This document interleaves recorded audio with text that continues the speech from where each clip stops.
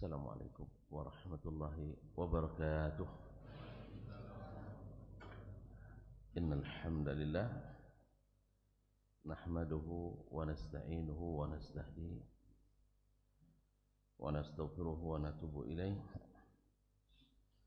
wa na'udzu billahi min shururi anfusina wa sayyiati a'malina may yahdihillahu fala mudilla lahu ومن يضلل فلا هادي له أشهد أن لا إله إلا الله وحده لا شريك له وأشهد أن محمدا عبده ورسوله لا نبي ولا رسول بعده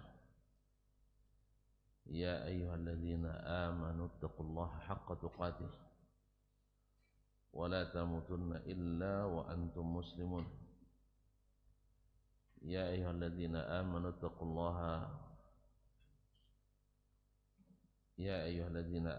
الله حق تقاته ولا تموتن إلا وأنتم مسلمون يا أيها الناس اتقوا ربكم الذي خلقكم من نفس واحدة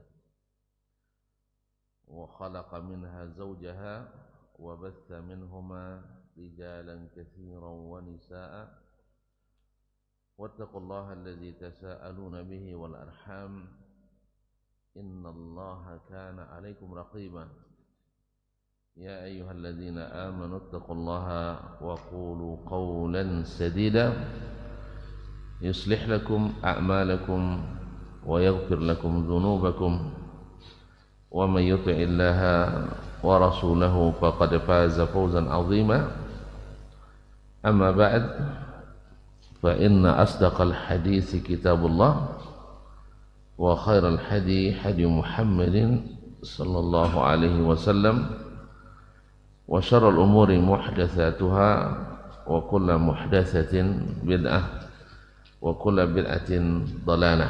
Ma'asyiral kiram, Bapak dan Ibu-ibu, saudara-saudari yang saya muliakan, yang saya cinta dan saya hormati, alhamdulillah, bersyukur kita kepadanya atas segala rahmat, nikmat dan karunia-Nya, khususnya nikmat iman, nikmat Islam, yang dengannya kita berharga di dunia dan di akhirat di sisinya. Mudah-mudahan nikmat ini sentiasa menemani sampai akhir hayat kita nanti. Amin ya rabbal alamin. Salawat dan salam kepada baginda Nabi, para ahlul bait, para sahabat dan tabi'in, serta siapapun yang setia mengikuti ajaran dan sunnahnya. Mohon maaf, kita masih belum selesai juga. Ya, kalau selesai tidak datang lagi. Nah, ini kita terus, karena memang ini bagian dari amal kita, bahwa talabul ilmi madal hayat, menuntut ilmu itu sepanjang hidup. Seperti kata Imam Ahmad, minal mahbara ilal maqbara. Nanti dari meja tulis ini kita diantarkan ke kuburan. Walhamdulillah. Ma'asyarul kiram, tapi jangan sekarang ya. Nah, mudah-mudahan kita husnul khatimah. Amin ya rabbal alamin. Alhamdulillazi ahyana ba'da ma amatana wa ilaihin nusyur wa asbahna wa asbahal mulku lillah. La ilaha illallah wahdahu la syarika lah, lahul mulku wa lahul hamdu wa huwa ala kulli syai'in qadir. Masih alamatu ahli sunnah, tentang tanda-tanda ahli sunnah. Di antaranya teman, kemarin kita sudah belajar tentang sifat mereka. Ahli sunnah itu tak mengenal dalam beragama ini kecuali as-sunnah, Al-Quran dan as-sunnah. Adapun pendapat-pendapat orang itu kalau tidak didukung oleh Al-Quran dan sunnah, maka bagi mereka itu tidak berharga. Tidak berharga, karena dia adalah hanya sekedar subuhat-subuhat yang tidak sesuai dengan yang sabit dari Al-Quran dan Sunnah Nabi alaihi salatu wassalam. Jadi yang paling penting adalah diantaranya adalah hubbuhum li a'immatis sunnah, yaitu mereka mencintai para imam-imam as-sunnah. Dan ahlus sunnah yaitu mereka yang mengamalkan sunnah. Wa ulama'iha, dan para ulamanya, wa ansariha, dan para ansarnya, para pendolong sunnah, wa awliya'iha, dan orang-orang yang loyal kepada sunnah itu. Dan sebaliknya, wa bughdhuhum li a'immatil bidah, dan benci pada imam-imam ahli bid'ah, imam-imam bid'ah. Jadi ada imam sunnah, ada imam bid'ah. Semuanya imam. Jadi imam sunnah ma'ruf dengan sunnah, imam bid'ah ma'ruf dengan bid'ah. Dan tidak mungkin dua-duanya menyatu. Walaupun sudah berusaha untuk disatukan, tak mungkin. Sama dengan menyatukan iman dengan kekufuran, sama dengan menyatukan tauhid dengan kesyirikan. Nabi menjadikannya berlawanan, Allah menjadikannya bermusuhan.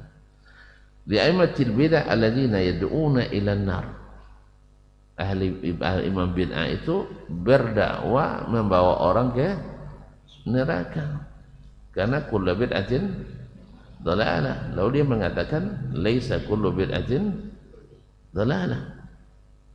Jadi ada bid'ah yang tidak sesat, berarti ada juga sesat yang tidak masuk neraka. Ya? Fa inna kulla bid'atin dhalalah. Enggak semuanya bid'ah itu sesat. Begitu laisa kullu dhalalatin, benar orang sesat pun bisa kesasar masuk surga. Nah, kalau gitu. Karena kullu di sini katanya tidak bersifat umum. Dan ini tidak didukung oleh siyaqul kalam, oleh redaksi ucapan Nabi, dan juga tidak didukung dengan kenyataan. Orang kalau sudah biasa dengan bid'ah, dia tidak suka dengan sunnah. Sahih? Kadang dia memperolok-olok sunnah, tapi bid'ah diangkat-angkatnya. Itu sudah memang, ya kalau mencintai lawannya tentu lawannya tidak disukainya. Nah, wa yadulluna ashabahum ala daril bawar. Mereka menunjukkan para pengikutnya ke negeri kerugian. Sebab orang-orang yang berbuat bid'ah itu dan amalan yang ditolak, besok mereka baru mengaku bahwa mereka sebenarnya tidak di atas hidayah. Kalau sekarang tidak. Karena memang tidak satu pun orang sesat menyadari dia sesat. Kalau dia sadar sudah sesat, insya Allah dia insaf. Sahih? Antum sadar tak sesat sekarang? Hah? Sadar tak tentu tersesat? Hah? Kalau sadar tentu tidak akan sesat. Oleh sebab itu sadarlah, ya, biar tidak tersesat.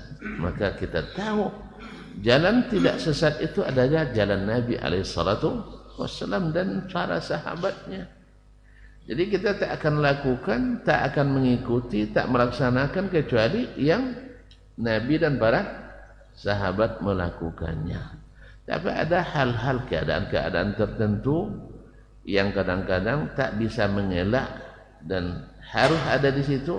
Itu bukan karena kebiasaan kita, tapi karena keterpaksaan. Berdoalah pada Allah jangan sampai terpaksa. Paham tak? Awas besok katanya. Kalau tidak ikut kajian-kajian wirid Yasin, tidak dikuburkan ketika mati. Sah? Tidak kuburkan katanya. Ketakut antum tidak dikuburkan. Sahih? Kalau saya pernah dengar, saya bilang, tidak usah dikuburkan, tapi nanti saya cari malam hari itu. Gitu aja. Ternyata mereka tidak siap. Karena berurusan dengan orang mati malam hari menakutkan. Sahih? Tapi kalau masih hidup masih boleh dilawan. Tapi kalau sudah mati payah dilawan. Coba jangan sampai nak kuburkan saya tak. Saya cari di malam hari. Kan katanya kalau tidak dikuburkan arwah genta tayangan. Hati-hati. Maka jangan kata-kata orang yang tidak dikuburkan. Antum berdosa. Selama saya mati dalam keadaan Islam, haram bagi antum tidak menyelenggarakan. Sahih? Dan saya tidak apa-apa. Saya dah mati kok. Masukkan koran pun saya tidak masalah. Dasman sudah mati tidak dikuburkan. Tersinggung saya? Tersinggung? Tidak akan tersinggung saya. Kenapa tidak dikuburkan? Karena dia tidak mau ikut bid'ah. Jadi naik nomor sini. Itulah sebab itu. Iya, bid'ah apa yang dia tidak mau? Bid'ah hasanah. Katanya bid'ah hasanah. Jadi kaum muslimin muslimat, kadang-kadang sampai ngancam. Padahal orang enggak sholat. Orang enggak sholat tidak pernah dapat ancaman itu. Mana yang lebih parah? Orang yang enggak sholat atau enggak yasinan? Hah? Mana yang lebih parah? Orang enggak sholat atau enggak yasinan? Enggak sholat. Tapi orang enggak sholat, masya Allah, bapak itu sosialnya tinggi, masyarakat, masyarakat. Ya. Kenapa? Karena dia ikut tahlilan, yasinan, salawatan. Salat tidak. Kadang puasa, merokok dia siang hari. Tapi karena dia hadir aktif di yasinan, dia adalah masyarakat percontohan. Yang rajin salat, tapi tak ikut selawat, dianggap tidak masyarakat. Itulah kacamata kuda. Kacamata kuda. Apa guna kacamata kuda? Tak pernah untuk pakai ya? Kacamata kuda untuk menghalang melihat. Makanya orang kalau pakai kacamata tambah tak nampak, berarti pakai kacamata kuda. Pakai nanti sekali-sekali ya. Ya, supaya jangan kelihatan. Iya, supaya jangan kelihatan. Kan telinga kuda ditutup juga kan? Kenapa? Supaya jangan terkejut kena klakson. Karena di tengah kota. Kalau kan bukan kuda kan biasanya tidak sibuk hirup pikuk kan. Nah, sekarang karena hirup pikuk di kota dikasih kacamata, dikasih tutup telinga. Antum nanti coba tutup mata dan tutup telinga. Kira-kira menilai orang bagus enggak? Wih. Hah? Menilai orang dengan tidak mendengar dan tidak menampak. Pasti penilaiannya tidak benar. Itu yang masalahnya. Jadi orang-orang yang menyerukan bid'ah itu akan membawa kepada kerugian. Apa sebab? Allah tunjukkan dalam banyak ayat dalam Al-Quran. Di antaranya adalah wujuhun yawma idzin khashi'ah amilatun nasibah tasla naran hamiyah. Allah tunjukkan hari itu wajah tertunduk lesu. Apa sebab? Amilatun nasibah, bekerja keras, membanting tulang. Bukan orang yang tidak beramal, orang yang beramal. Cuma masalahnya Pak, taslana ran hamiyah, tapi tetap masuk surga yang panas menggelegar. Hah? Surga? Salah ya. Neraka, naudzubillah. Neraka yang panas menggelegar. Apa sebab? Amalnya tak diterima. Siapa yang bilang? Allahu Rabbul Alamin. Allah yang mengatakan tak diterima amalannya. Wa barazu lillahi jami'an. Mereka di padang mahsyar tampil semuanya. Tak ada yang hilang, tak ada yang tersembunyi. Wa ma anhum anha wa ma tidak seorang pun yang bisa lari atau tidak hadir pada masa itu. Kemudian wabarazu lillahi jami'an, mereka hampir semuanya. Faqalat du'afa lilladzina istakbaru, lalu orang-orang yang lemah-lemah, orang-orang awam, yang para pengikut yang dipaksa mengikut, berkata kepada lilladzina istakbaru, pada orang-orang besarnya yang dulu dengan gagah berani menyombongkan diri, ya, ikut kami kalian selamat. wa ma ahdikum illa sabilar rasyad. Kami tak tunjukkan kalian kecuali jalan kebenaran, jalan hidayah. Sah? Yang sana tu sesat, yang sini yang benar-benar mengikuti Nabi alaihi salatu wassalam. Lalu inna kunna lakum taba'an, dulu kami ikut kalian. Fahal antum maghnun anna min azabillahi min syai'. Tolong sekarang bisa tak kalian melindungi kami sedikit saja dari azab Allah? Jawabannya, law hadanallahu lahadainakum. Dulu kalau seandainya kami dapat hidayah, pasti kami ajak pula kalian hidayah. Baru terpaham mereka, dulu tersesat. Nah sekarang apa? Sawa'un alaina ajazi'na am sabarna. Kalau hari ini nak sabar, nak gelisah, sama hasilnya. Malana min mahis. Tidak ada jalan untuk selamat. Jadi kalau nak selamat, memang di sini ditentukan. Di sini ditentukan. Kalau di sana tidak ada lagi, tinggal perhitungan.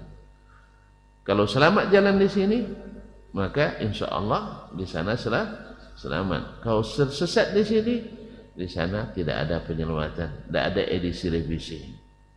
Kalau dunia masih bisa direvisi.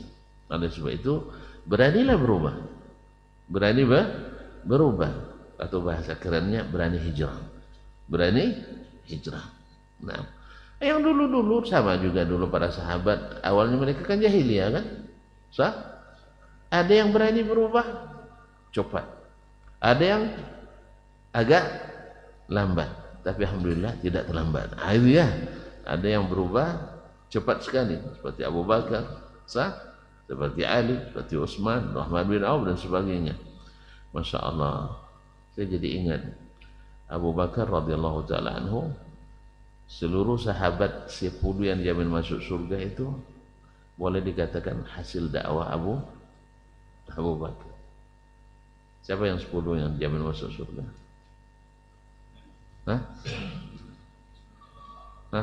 Abu Bakar, Umar, Utsman, Ali, Abdurrahman bin Auf, Sa'd bin Abi Waqqas, Abu Ubaidah bin Jarrah, Sa'id bin Zaid bin Khattab, Talha bin Ubaidillah, Zubair bin Al-Awwam, dan sudah tadi. Nah, jadi 10 orang yang jamin masuk surga. Sebagian besarnya adalah hasil dakwah Abu Bakar Siddiq radhiyallahu anhu. Barangkali ada hikmah, karena akan datang orang-orang yang celaka yang membenci Abu Bakar. Siapa mereka? Syiah. Na'udzubillah. Tuma na'udzubillah. Ada pula orang yang sudah karena sering lihat sandiwara, akhirnya terpengaruh oleh sandiwara Syiah. Allah musta'an. Baiklah kaum muslimin, wa qad zayyana Allah Subhanahu wa taala qulub ahli sunnati wa nawwaraha bi hubbi ulama'i sunnah fadlan minhu jalla jalaluhu. Lalu Allah hiasi hati-hati ahli sunnah dan diberikannya cahaya dengan apa? Bihubbi ulama'is sunnah, dengan mencintai ulama as-sunnah fadlan minhu jalaluh, sebagai karunia dari Allah yang maha agung. Jadi Allah SWT, kalau kita mendapatkan rasa cinta pada ulama yang terkenal dengan sunnah, maka berbahagialah kita, karena itu adalah karunia dari Allah SWT. Dibuatnya kita mencintai orang yang mencintai sunnah, orang yang dicintai oleh Allah SWT, sunnah Nabi alaihi salatu wassalam, sekecil apapun. Sebab di mata ahli sunnah tidak ada sunnah yang kecil, semuanya berharga besar. Sampai ulama Sufyan Ats-Tsauri misalnya mengatakan, "Law istata'ta alla tahukka ra'saka illa bis sunnati faf'al." Kalau bisa garuk kepala pun harus ada dalilnya dari sunnah. Kalau bisa ada dalilnya. Tidak ada, subhanallah. Tidak pernah Nabi garuk kepala. Nabi tidak pernah garuk kepala. Pernah. Alhamdulillah. Berarti kita garuk kepala ikut sunnah. Nah, Jelas ya? Pernah kan Nabi garuk kepala kan? Tidak pernah merasa gatal. Jadi demikian beliau mengatakan sekecil apapun sunnah itu bernilai. Tapi sebesar apapun bid'ah itu merugikan. Sebesar apapun bid'ah, bentuknya, amalnya, syiarnya besar, ramai yang melakukannya, tapi itu meruntuhkan. Apa contoh? Di bulan Muharramnya ramai orang menyaksikannya, ramai orang melakukannya, besar biaya, masuk kadang APBD. Tabuin. Sunnah apa bid'ah itu? Antum jauh kok, tidak payah-payah. Ya, subhanallah. Jadi adat kebiasaan orang Syiah dilakukan oleh ahlus sunnah. Tapi istimewanya dalam perdanya di pedoman disebut bahwa Syiah tidak dibolehkan di sana, tapi tabui boleh. Allah musta'an. Kan khayak Husain kan, khayak tabui.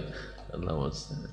Jadi di satu sisi pemerintah tegas mengatakan tidak boleh paham Syiah. Tapi satu sisi tradisi utama Syiah dirayakan. Allah musta'an. Semoga Allah berikan hidayah. Kemudian Syekh mengatakan akhbarana al-Hakim Abu Abdullah al-Hafiz telah menceritakan kepada kami al-Hakim Abu Abdullah al-Hafiz, ulama hadis Ustaz di Nizabur, itu penulis kitab Al-Mustadrak ala Sahihain. Askanahu Allah wa iyana al-jannah. Semoga Allah memasukkan dia dan kita ke dalam surga. Amin. Qala hadatsana Muhammad ibn Ibrahim ibn al-Fadl al-Muzakki, telah menceritakan kepada kami Muhammad ibn Ibrahim ibn al-Fadl al-Muzakki, juga salah seorang ulama hadis dan fikih Syafi'i di Nisabur. Qala hadatsana Ahmad ibn Salamah, telah menceritakan kepada kami Ahmad ibn Salamah, juga An-Nisaburi, murid Imam Muslim dan imam-imam lainnya. Qala qara'a alaina Abu Raja, dia berkata telah membacakan kepada kami Abu Raja Qutaibah ibn Sa'id, Qutaibah ibn Sa'id kitab al-iman lahu. Jadi Qutaibah ibn Sa'id al-Hadathani Abu Raja al-Baghlani adalah guru dari Ashabul Kutub As-Sittah, guru Imam Bukhari, guru Imam Muslim, Abu Daud, At-Tirmidzi, An-Nasa'i dan juga Ibnu Majah, dan Imam Muslim, Al-Bukhari dan Muslim banyak mereka daripadanya. Yaitu ketika dia membacakan kitabnya Kitabul Iman yang dia tulis. Fakana fi akhirih. Kitabul Iman pembahasan tentang apa? Tentang akidah kah, tentang ibadah kah, tentang muamalat kah, tentang adab? Akidah, tentang iman, tentang akidah. Fakana fi akhirih, dan di akhir kitab iman itu, maksudnya di akhir pembahasan akidah, dia menyebutkan fa idza ra'aita ar-rajula yuhibbu Sufyan ats-Tsauri. Berarti Syekh mencontoh Imam Qutaibah ibn Sa'id bahwa hasil daripada belajar akidah itu melahirkan wala kepada ahlus sunnah, melahirkan cinta pada a'immatu as-sunnah. Sebab apa? Ya tentu saja setelah kita tahu bahwa as-sunnah lah yang menyelamatkan, tentu kita mesti mencintai orang-orang yang membawa keselamatan itu. Sahih? Iyalah. Bahwa kalau kita tahu bahwa yang menyelamatkan kita adalah as-sunnah, tentu kita mesti mencintai ahlinya. Karena tidak mungkin kita membenci ahlinya lalu kita dapat barangnya. Kan tidak mungkin. Semakin kita mencintainya, semakin semangat kita menuntutnya, semakin semangat kita mencari dan pelajarinya. Tentu ini tidak mungkin didapatkan kecuali kepada ahlinya. Tapi kalau tidak tahu kita iman yang menyelamatkan itu sunnah, hanya kita cari yang pandai berretorika, yang pandai berlogika, yang pandai bikin subuhat, Yang orang dah semangat untuk mengamalkannya, oh tidak penting diamalkan, yang penting ini. Ya kan? Jadi banyak yang membuat mengelak-ngelakkan kita daripada mengikuti as-sunnah. Kita katakan bahwa Allah Subhanahu wa taala dan Rasulnya berbicara dalam wahyu dan sabdanya dengan bahasa Arab yang jelas dan menjelaskan. Lalu datang ahli syubhat. Kalau masalah akidah itu banyak mutasyabihat. Subhanallah. Masalah ijtihad, masalah hukum halal haram, Allah jelaskan dengan terang-terangan. Masalahnya bisa masuk ijtihad sah, bisa berlaku qiyas.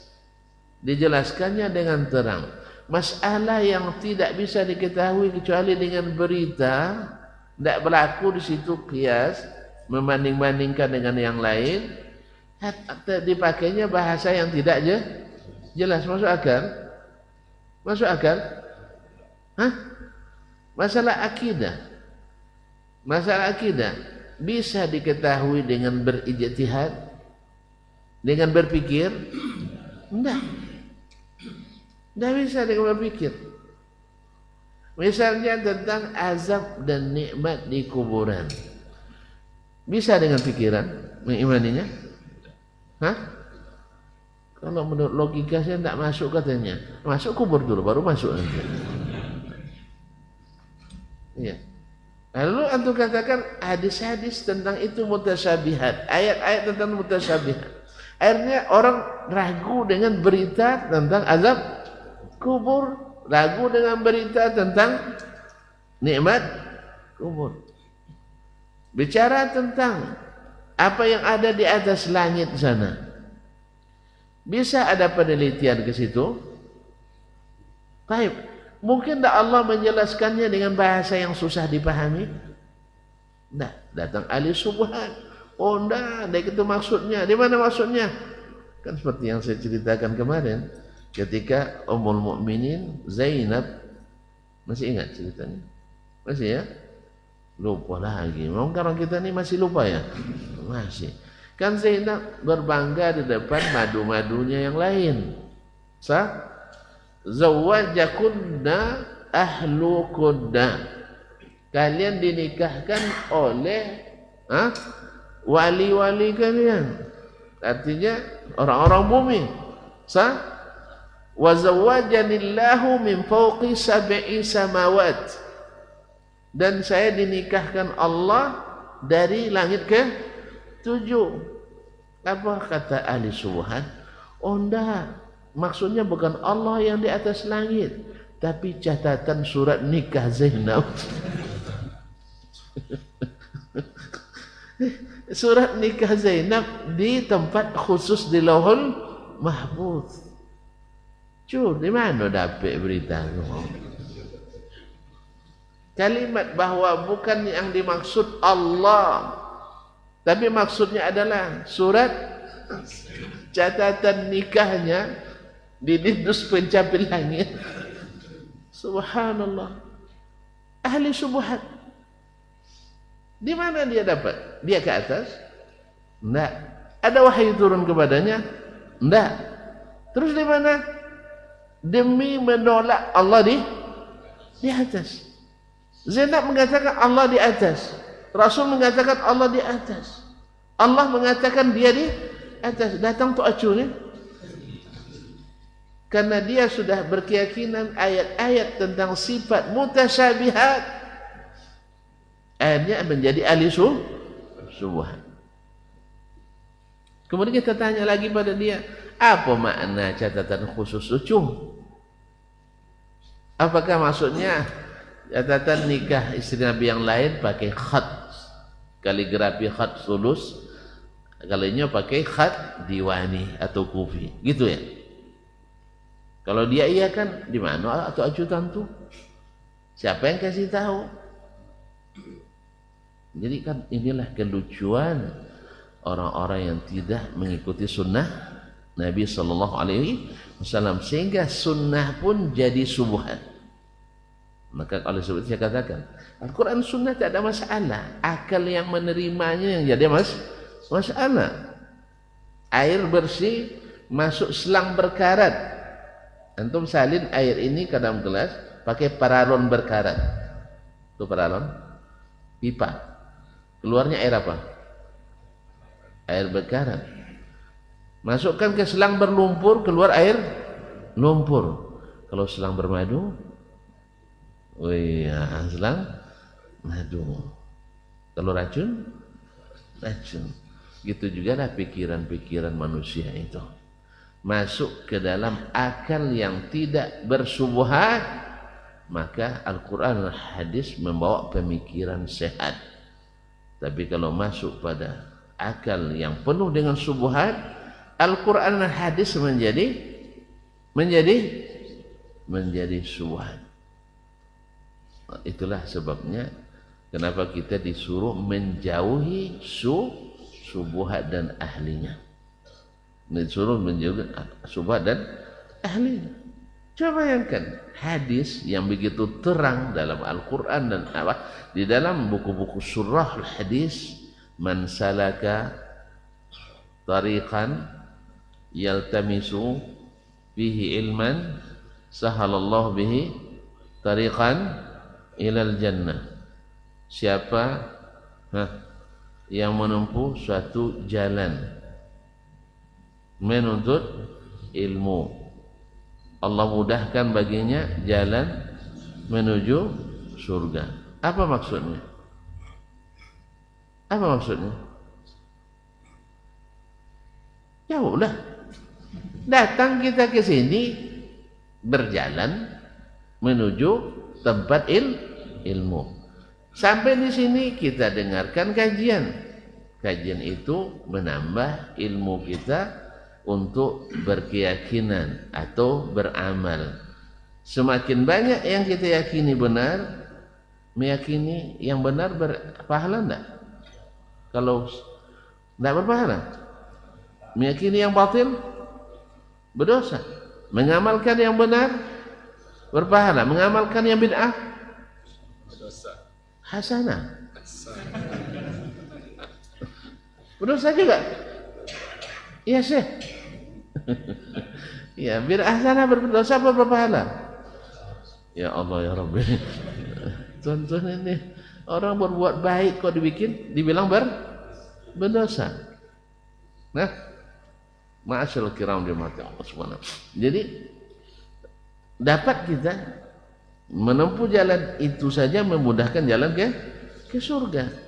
Tapi coba masuk ke saluran ahli subuhat, hadis ini menjadi begini artinya. Siapa yang suluk, tahu suluk, kemudian tariqan melalui tarekat. Jadi siapa yang suluk dan bertarekat, maka Allah mudahkan masuk surga. Akhirnya lahirlah tarekat-tarekat, cara-cara beragama yang tidak mengacu pada sunnah Nabi alaihissalatu wassalam. Oh, antum jangan bilang zikir itu sunnah.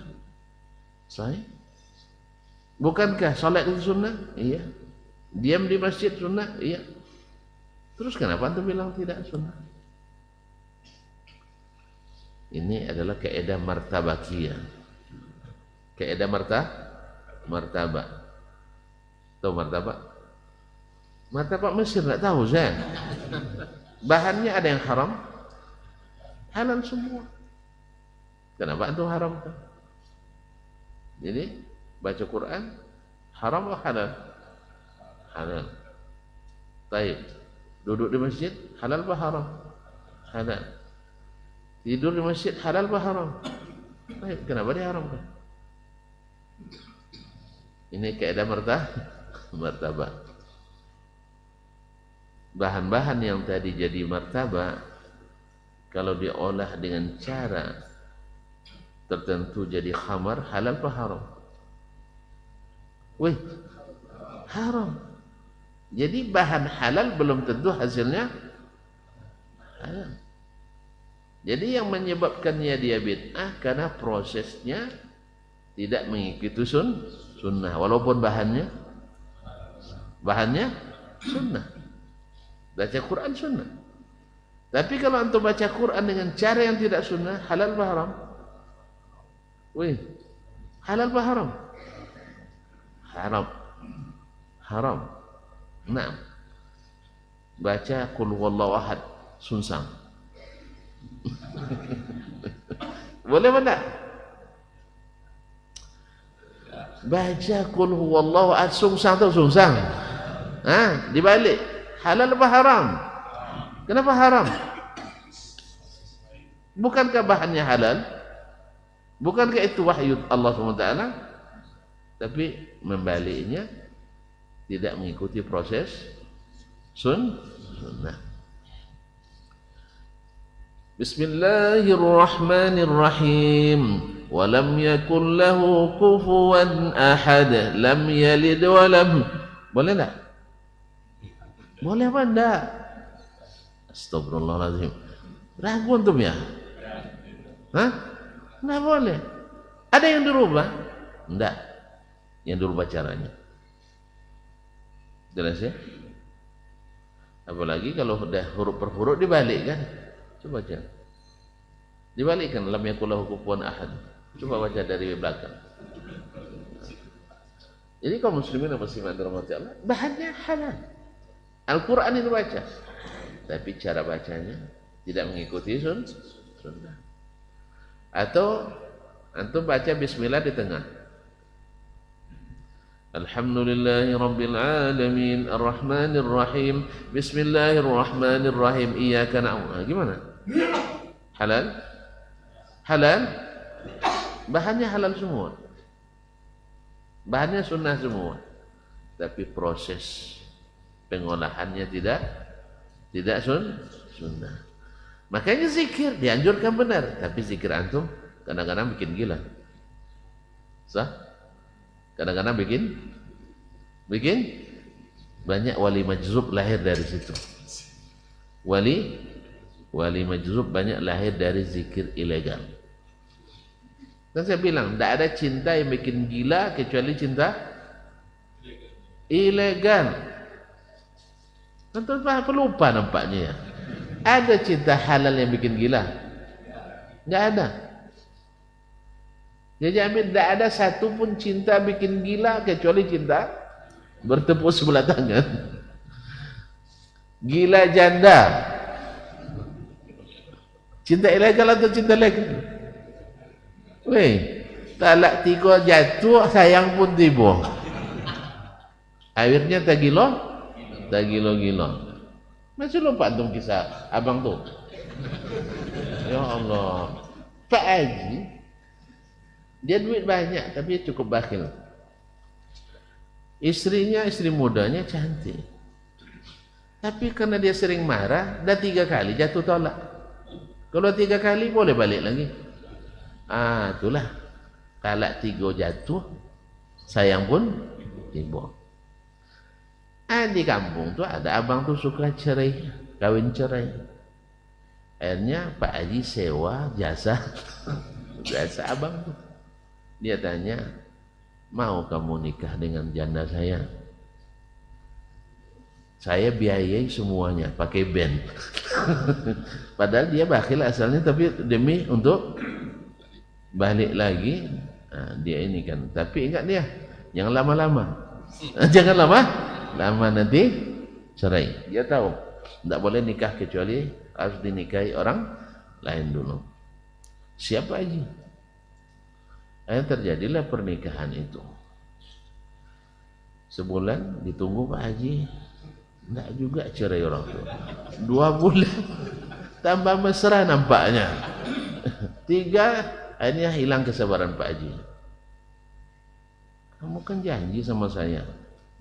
Iya Pak Haji. Cuman sah enggak nikah saya? Sah. Enggak mungkin Pak Haji. Pak Haji tahu yang paling dibenci Allah, yang halal itu tolak. Jadi saya enggak mau melakukan yang dibenci Allah. Akhirnya apa kira-kira? Tergila-gila enggak Pak Haji? Nah, sekarang cinta halal atau cinta haram? Cinta ilegal. Zikir tak pernah bikin gila. Karena ala bi zikrillah tatma'innul qulub. Kalau ada zikir bikin orang dipasung, pasti zikir ilegal. Zikir yang tidak halal. Oleh sebab itu makanya di dalam kamus ahli sunnah wal jamaah tidak ada istilah wali majzum. Jelas ya?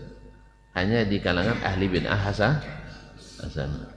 Nah, silakan dicari di buku manapun yang menghasilkan wali majzum, hanya di kalangan orang sufi yang banyak melakukan zikir-zikir ilegal dan cinta-cinta ilegal. Betul apa salah saya?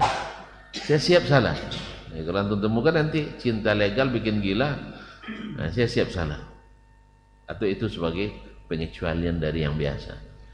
Tapi semua atau rata-rata cinta yang bikin gila cinta ilegal. Astagfirullah, waktu berlalu ya. Nah, dari mana kita bertolak tadi? Bahwa akidah ahli sunnah akan melahirkan cinta kepada ahli sunnah. Makanya Qutaibah ibn Sa'id, Imam Qutaibah bin Sa'id dalam kitabnya Akidah Kitabul Iman, saya tidak tahu apa ada kitab ini sekarang, kalau ada kita baca nanti, tapi saya tidak tahu. Tapi yang jelas dia menukil dari kitab ini. Bahkan fi akhirih, di akhir kitab itu dia sebutkan, fa iza ra'aita ar-rajula yuhibbu Sufyan ats-Tsauri, kalau kau lihat seseorang mencintai Imam Sufyan ats-Tsauri. Tahu enggak tuan-tuan Sufyan ats-Tsauri? Imam min a'immatis sunnah bila khilaf. Imam di antara imam ahli sunnah tanpa khilaf. Bahkan ahli bid'ah pun menganggap dia imam. Karena memang dia ahli sunnah. Dia salah satu dari rujukan fatwa di masanya. Ada 4 rujukan fatwa paling terkenal di masa itu. Sufyan ats-Tsauri di Irak, Al-Auza'i di Syam, Al-Laits ibn Sa'ad di Mesir, Malik ibn Anas di Hijaz. Ulang. Sufyan ats-Tsauri di Irak, Al-Auza'i di Syam, Al-Laits ibn Sa'ad di Mesir, Malik ibn Anas di Hijaz, di Madinah. Siapa yang paling besar di antaranya? Malik ibn Anas. Dan mazhabnya eksis sampai sekarang. Salah satu dari mazhab yang 4. Zalika fadlullah yu'ti man yasha. Tidak semua ulama punya mazhab, tapi mereka ahli ijtihad. Nah, Sufyan ats-Tsauri, bila kau lihat seseorang mencintai Sufyan ats-Tsauri wa Malik ibn Anas, dan Malik ibn Anas, imam sunnah juga ya, ada khilaf? Nah, bahkan ahli bid'ah sana pun mengaku Imam Malik sebagai imam ahli sunnah. Wal Auza'i, Imam Al-Auza'i, Abdurrahman ibn Amr, Abu Amr Al-Auza'i Ad-Dimashqi. Wa Syu'bah ibn al-Hajjaj, Syu'bah ibn al-Hajjaj Al-Ataki Abu Bistam Al-Basri, yang digelar dengan Amirul Mukminin bil Hadis. Beliau tak meriwayatkan hadis kecuali dari guru yang thiqah. Tidak meriwayatkan, bukan tidak pernah berguru pada yang tidak thiqah. Paham? Tidak meriwayatkan. Jadi seluruh riwayatnya dari guru yang thiqah. Tapi pernah mendengar yang tidak thiqah? Pernah, karena dia enggak tahu. Setelah itu baru dia periksa. Jelas? Maka seperti kata Imam Yahya bin Ma'in, "Idza katabta faqammish." wa idza haddatsta fafattish. Jadi orang melihat seseorang itu bukan dari siapa gurunya saja. Kita kan gitu, oh guru sama sepulan berarti ahli bid'ah. Enggak. Kalau itu kaidah nanti Imam Bukhari tidak selamat, Imam Muslim tidak selamat, Abu Daud tidak selamat, karena mereka juga pernah berguru pada sebagian ahli bid'ah, tapi ketika meriwayatkan mereka menyeleksi. Paham sih? Antum nunggu hasil atau nunggu proses? Hasil. Ini kekeliruan kita sebagian di situ banyak. Nah, karena tidak sedikit asal berguru begini langsung dicap tidak benar. Yang dilihat adalah hasil daripada yang dia sampaikan, riwayat yang dia sampaikan. Mau tahu? Nah, kita belajar mustalah hadis nanti, ilmu jarh wa ta'dil. Nah, ma'asyiral kiram yang dirahmati Allah Subhanahu wa taala, dan Syu'bah bin Hajjaj tak meriwayatkan kecuali dari rawi yang thiqah. Maka kalau dia diriwayatkan dari seseorang, maka pegang dia kuat-kuat. Dan orang yang pertama memeriksa hadis di Basrah. Wa Ibnul Mubarak, dan mencintai Ibnul Mubarak, Abdullah Ibnul Mubarak Abu Abdurrahman Al-Marwazi, yang kata Imam Ibnu Hajar Al-Asqalani, jumi'a fihi jami'u khisalil khair. Seluruh sifat kebaikan, tabiat kebaikan ada pada pribadi Abdullah Ibnul Mubarak ini. Ma'ruf, alim mujahid, amil da'i, murabbi, orang kaya dan sangat pemurah. Kalau bersedekah tak takut miskin, tapi tidak pernah jatuh miskin. Ya. Subhanallah. Wa Abul Ahwas, dan Abul Ahwas. Siapa Abul Ahwas? Tidak tahu juga. Salam ibn Sulaim. Salam ibn Sulaim namanya. Wa Syarikan, dan Syarik. Syarik siapa? Tidak tahu juga ya. Syarik ibn Abdullah Al-Qadhi. Syarik ibn Abdullah Al-Qadhi Al-Kufi. Kemudian wa Waki'an, dan Waki'. Siapa Waki'?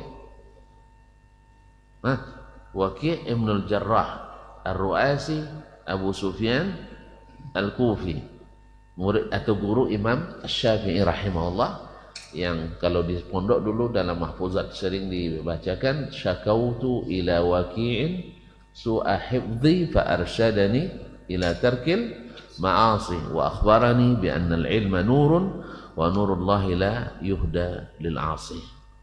Saya mengadu kepada Waki' tentang buruknya hafalanku, lalu dia ingatkan jauhi maksiat, karena sesungguhnya ilmu itu cahaya, dan cahaya Allah tak diberikan kepada orang yang berbuat maksiat.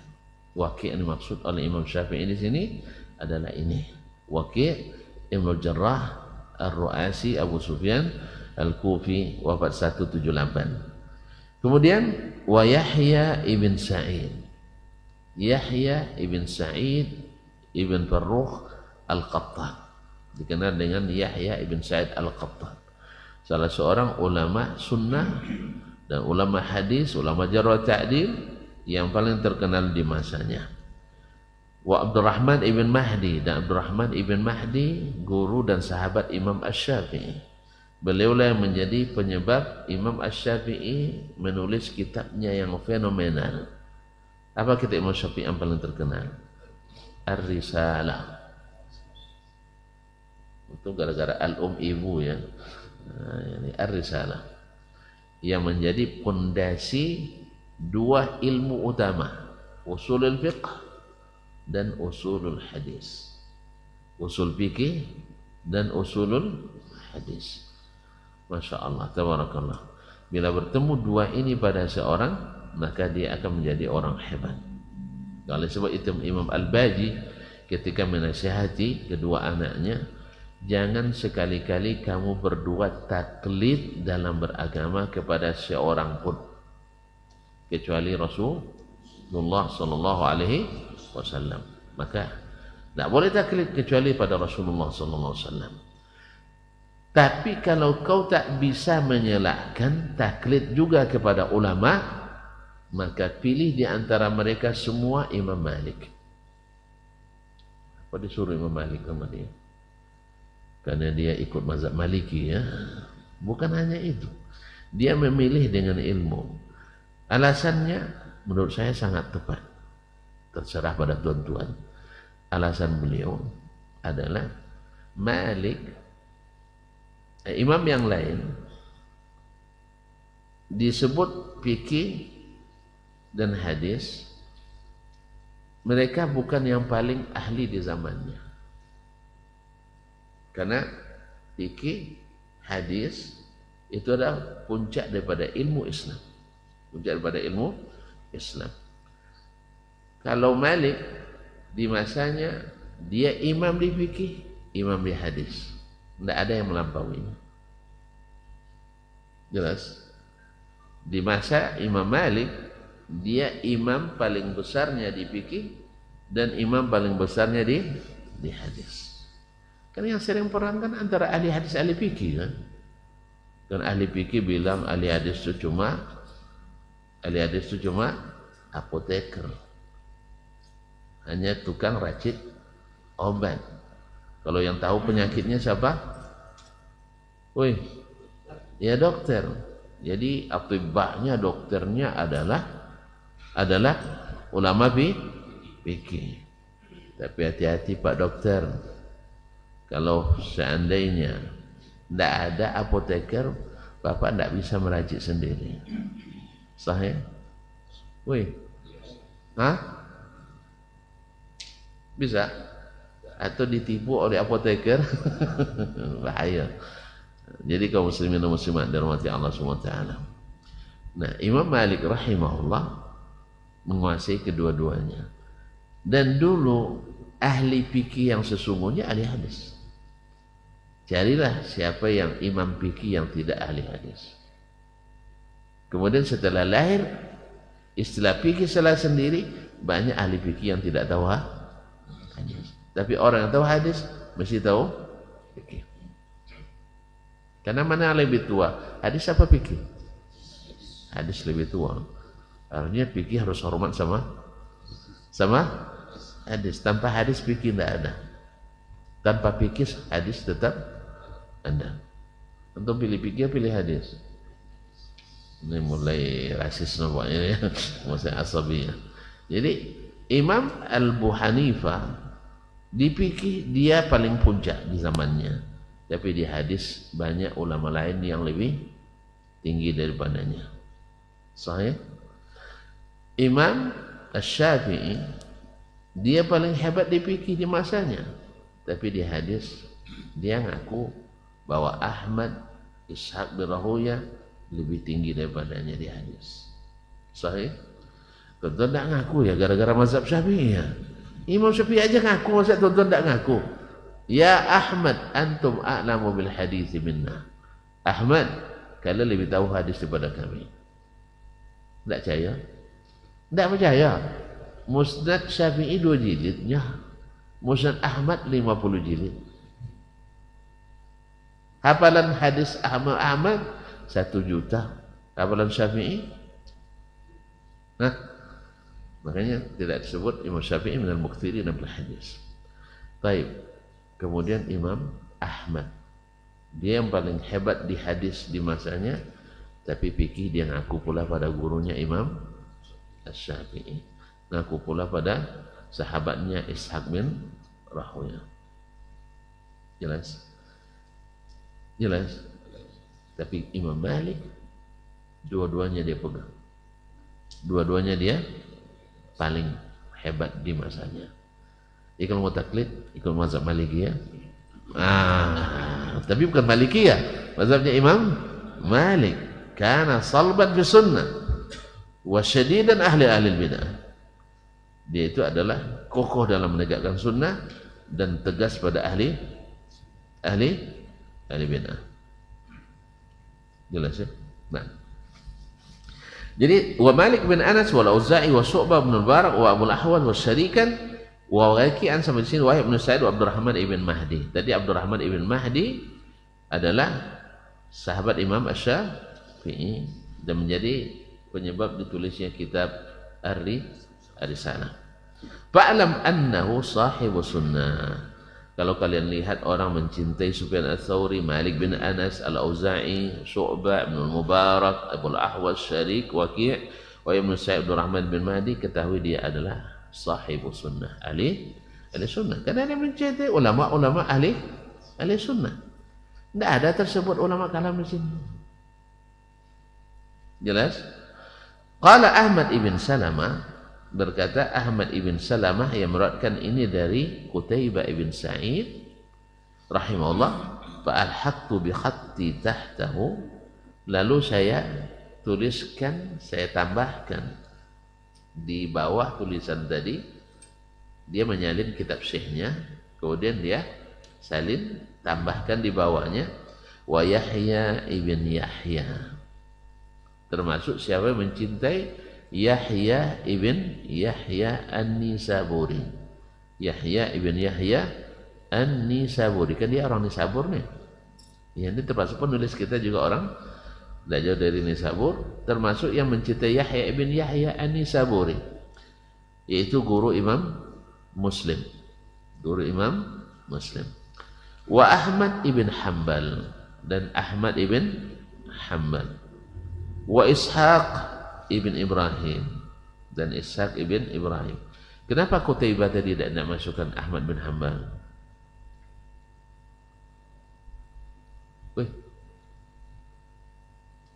Tidak tahu. Karena Ahmad juniornya. Ahmad wafat 241. Qutaibah wafat 235 kalau saya tidak salah. Ya 235 ya. Jadi atau sejawatnya tentu belum dituliskannya. Jelas? Maka yang dituliskan yang di atas dia. Nah sekarang murid mereka yang memasukkan Ahmad bin Hanbal. Paham? Paham enggak? Kadang-kadang kalau sejawat kan enggak masukkan, kadang-kadang tentu guru kita yang kita masukkan. Jelas? Nah, kadang-kadang antara seangkatan ini kadang-kadang ada juga sedikit nufrah ya. Nah, masa dia masuk, kalau masuk dia masih masuk pula kan. Misalnya saya tulis nanti Syekh Fulan yang seangkatan dengan saya, tentu Dasman harus masuk juga dong. Sah? Siapa yang mencintai Dasman berarti Ali? Nah, kan tidak enak. Nah, makanya nanti belakang kita yang masukkan. Jelas? Yang segera ya. Nah, sebab orang yang masih hidup tidak aman dari fitnah, kata Abdullah bin Mas'ud. Kemudian wa Ahmad bin Hanbal, Ishaq bin Ibrahim bin Rahuya, falamma intahayna ila hadzal mawdi', ketika kami selesai pada tempat ini, nazara ilaina ahlu Nisabur, orang-orang Nisabur pada melihat kami. Wa qala haula'il qaum yubghiduna Yahya bin Yahya. Orang-orang Nisabur mengatakan, orang-orang ini yang tinggal di Nisabur membenci Yahya ibn Yahya An-Nisaburi. Memang sebagaimana tuan-tuan lihat hari ini, sesama Ahlus Sunnah juga ada saling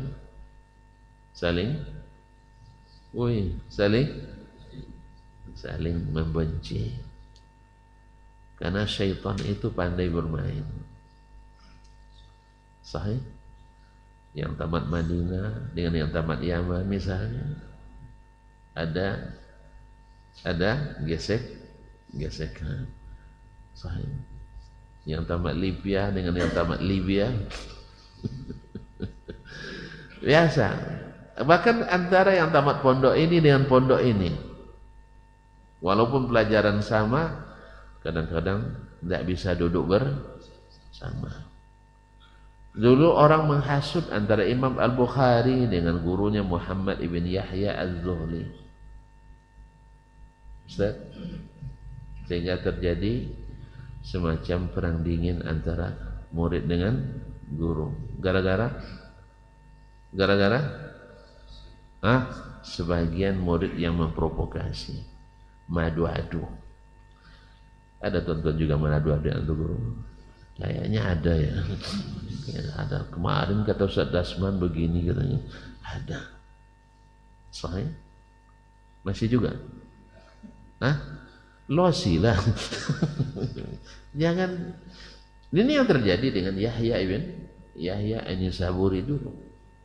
Jadi ada sebagian seperti kata Ibnul Qayyim rahimahullah, at-taisu fi man ishtaghala bil ilmi asyaddu minhu fi ghairihim, yaitu hasad yang tak jelas alamatnya, tak jelas sebabnya, lebih dahsyat terjadi di kalangan orang yang belajar ilmu dibanding profesi lain. Sesama pedagang ada hasad, sesama pejabat ada hasad, tapi di kalangan penuntut ilmu lebih dahsyat. Sahih? Ini diantaranya sehingga Yahya bin Yahya diprovokasi ahli Nisabur untuk membencinya. Kemarin saya ditanya oleh seseorang, benar tidak Syekh Fulan diusir dari negara Fulan? Saya bilang, tidak usah ditanya itu, saya punya perinciannya. Kalau saya ceritakan, antum siap muntah tidak? Kalau tidak siap muntah, tidak usah. Tidak usah masuk-masuk bab-bab seperti ini. Sebab inilah yang melahirkan fitnah. Kalau saya ceritakan nanti, antum terpaksa milih antara mendukung Syekh atau mendukung orang yang membencinya. Sahih? Oleh sebab itu lebih baik masukkan ke tong sampah saja berita itu. Tidak usah dicegali-gali. Nanti bikin antum muntah. Antum suka muntah? Mual-mual? Suka? Maka jangan cari-cari berita yang bikin kita mual. Karena manusia, kaum muslimin dan muslimat, tidak lepas dari nafsu, tidak lepas dari obsesi pribadi. Kadang-kadang dia jadi dominan sehingga menolak kebenaran yang jelas dan terang. Ada orang ditanya tentang si fulan, jawabannya nilainya 100. Lalu ditanya, boleh tidak ngambil ilmu dari dia? Oh jangan. Terus gimana? Jawabannya dia ahli sunnah? Iya, 100%. Jawabannya benar. Paham tak? Misalnya dites si fulan ini ahli sunnah atau tidak? Dites 100 pertanyaan dan dia betul 100%. Tidak ada jalan untuk mengatakan dia bukan ahli sunnah. Tapi boleh tidak ambil ilmunya? Oh jangan. Kenapa? Karena kawan-kawan tidak merekomendasikannya. Masya Allah. Masih ada enggak? Masih ada apa enggak? Masih. Alhamdulillah. Begitulah dunia itu. Begitulah dunia, kita diuji oleh Allah.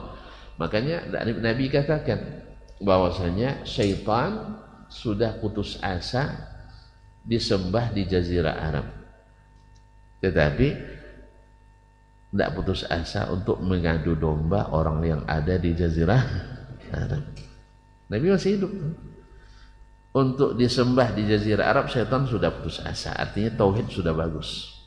Tapi untuk diadu domba, mengadu domba, masih. Belum lama Nabi wafat. Sah? Belum lama Nabi wafat. Sudah terbunuh sahabat Utsman bin Affan. Yang bunuh orang Islam atau orang kafir? Orang kafir. Islam. Siapa? Orang-orang taat. Bukan orang Persia. Woi, orang Islam Khawarij. Sah? Siapa yang nganu? Syaitan. Fitahrisi bainahum. Sahabat yang mulia, malaikat saja malu kepadanya, dijamin masuk surga. Zunnurain. Subhanallah, yang menghabiskan kehidupannya. Ada yang benci kepadanya? Iya. Bahkan mengkafirkannya. Cuman alhamdulillah tak ada sahabat yang terlibat. Tak ada sahabat yang terlibat. Makanya kalau ada orang fitnah, antum tidak usah terlibat. Jelas. Karena akan merusak hati antum saja. Nah, seberapa banyak faedah dan pelajaran yang tidak kita dapatkan karena terlibat daripada syubhat dan fitnah seperti ini. Sehingga Yahya bin Yahya Nisaburi sampai dihajar oleh orang-orang Nisabur. Tapi Imam Muslim rahimahullah tidak terpengaruh olehnya, karena dia kenal benar dan tahu betul bahwa dia ahlus sunnah dan istiqamah. Makanya riwayat Imam Muslim dari Yahya bin Saburi sangat banyak dalam Sahih Muslim. Dan alhamdulillah ulama hadis sekelas Ad-Daraqutni, sekelas Al-Qadhi Iyad, Abu Bakar Al-Baghdadi dan lain-lain yang mengkritisi Sahih Muslim dan Sahih Bukhari tidak menjadikan riwayat Imam Muslim dari Yahya bin Saburi alasan untuk mendhaifkannya. Berarti Yahya bin Yahya tetap diterima dan benar-benar orang-orang imam di antara imam ahli sunnah. Buktinya Ahmad ibn Salamah An-Nisaburi, salah seorang ulama besar hadis yang melakukan Sahih Muslim, menyebutkannya di antara tanda ahli sunnah mencintai Yahya ibn Yahya An-Nisaburi. Jelas? Tuh mau tahu juga beritanya? Tidak usah diungkit-ungkit. Saya tahu banyak berita. Ya, kalau dibuka nanti antum jadi. Dan itu di sepanjang zaman ada. Di sepanjang zaman ada. Ya, sebutlah misalnya Syekh Fulan kalau menyampaikan hadis ujiannya berat sekali. Sangat berat sekali. Kalau antum tafsirkan negatif bisa negatif. Ada yang sengaja menyiapkan anjing galak di rumahnya. Siapa yang lari tidak dapat hadis. Siapa yang sabar baru dapat hadis. Kan tuh bilang nanti, bukankah memelihara anjing di rumah haram Ustaz? Masa Ustaz hadis begitu sih? Sah? Nah, kalau antum orangnya masih seperti itu, tidak usah saya sebutkan siapanya. Dan hadisnya ada dalam Kutubus Sittah, Sahih Bukhari, Sahih Muslim dan semuanya. Paham? Jelas ya? Alhamdulillah. Nah, mau sebut juga? Makanya kaum muslimin dan muslimat, isu-isu subuhat ini yang membuat kadang-kadang fitnah menyebar di kalangan ahlus sunnah. Tentu yang ahli bid'ah bersorak dia alhamdulillah. Sahih, semakin bercerai-berai kita, semakin bersoraklah orang-orang yang ingin kita tidak kuat. Apalagi syaitan, dia bersemangat. Baik, qala rajulun salihun, Yahya bin Yahya faqulna, lalu kami jawab, ya Abu Raja, wahai Abu Raja. Siapa Abu Raja tadi? Qutaibah bin Sa'id. Ma Yahya bin Yahya. Yahya bin Yahya itu seperti apa? Kok Sabah pada dibenci oleh orang kotanya, orang Pekanbaru. Orang Pekanbaru, orang mana tadi? Orang Nisabur. Qala rajulun salih. Dia rajulun salih, imamul muslimin, imamnya kaum muslimin. Wa Ishaq ibn Ibrahim imam. Ishaq ibn Ibrahim ibn Makhlad ibn Rahuya juga imam. Wa Ahmad ibn Hanbal indi akbaru man samaitahum kullahum. Dan Ahmad bin Hanbal adalah yang paling besar menurut saya di antara semua yang kamu sebutkan.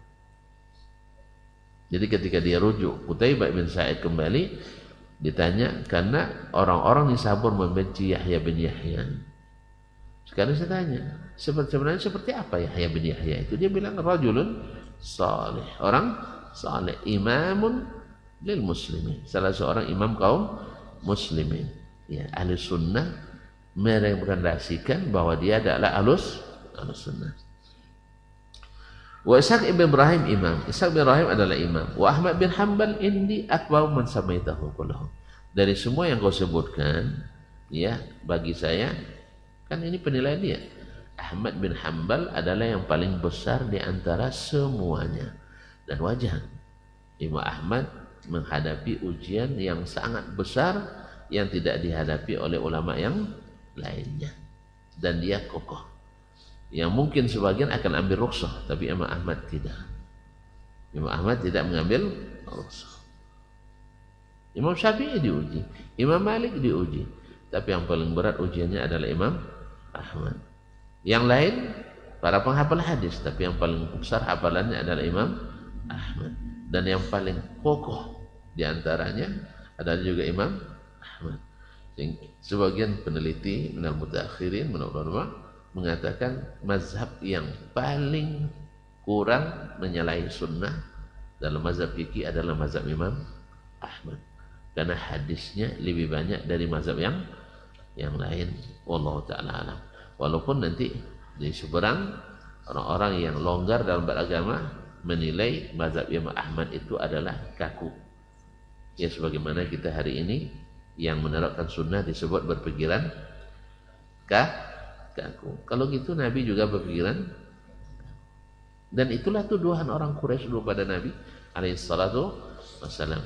Jadi tidak usah kaku, apalagi kiku gara-gara tuduhan itu. Teruskan, karena memang yang tidak senang pasti lebih banyak daripada yang senang. Tapi jangan bikin orang tidak senang. Yang penting jangan bikin orang tidak senang. Tapi jangan pula di sana senang, di sini senang. Itu pramuka itu. Tapi tetaplah istiqamah, dan jangan pikirkan orang senang atau tidak, tetapi jangan sekali-kali bikin orang tidak senang. Wallahu ta'ala alam. Wassallallahu ala nabiyina Muhammad sallam. Coba begitu dulu ya. Ya berangsur-angsur lah, jangan selesai langsung. Nah, terima kasih dan mohon maaf. Sebab kalau saya baca nama demi nama saja nanti, saya yakin sebelum antum ngantuk, saya duluan ngantuk. Saya makanya harus diayun-ayun sedikit, keluar sini sedikit, balik lagi. Lama nopi buka tonga balik kan. Terima kasih dan mohon maaf. Wassalamualaikum warahmatullahi wabarakatuh.